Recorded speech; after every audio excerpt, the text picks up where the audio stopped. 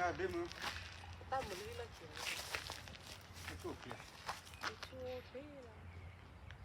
nhưng mà chẳng có gì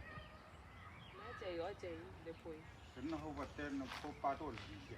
ô bà tên là phật là gì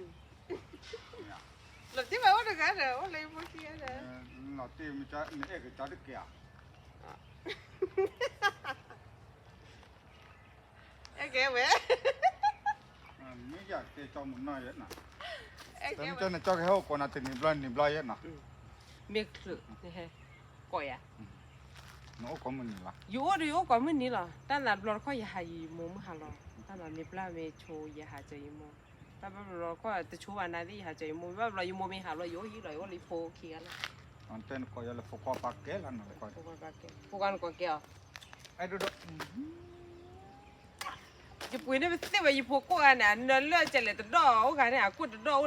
ở bên biêu cái à thì phố cái ở bên nơi tiền đó này chỉ nằm xe chưa có ý buồn nó đâu cho là lấy phò đâu chỉ là mẹ tăng kia là nào cái này lựa gọi đây cho cái hộp còn là gì nè không bị cho mà chấm chưa mới nhận được chấm chưa mới nhận được cái này nó phải chúng nó chỉ bắt con phải lên mai chúng nó đại như có lựa vào nhà xe ta tốt lắm cái chỗ là tao à nó bà ủa lo tao ăn đồ đó đi lấy gì bắt con là đi lấy rồi phải hả một cái phát tôn như vậy không mua ta tốt này nhà thì để ủa nhà để tôi thế ta đỏ thì tôi nó gì đấy thì nếu con mình gần được nhà xe thì ra được à cái về chúng nó đi phố có chồng mà phố có nhà thổi nhà cái gì nó là nhà đấy chứ này你给谁你听嘛？ thế cho nên cái lựa ỏi 去nhà đi ỏi， lựa cái cho nhà mà ỏi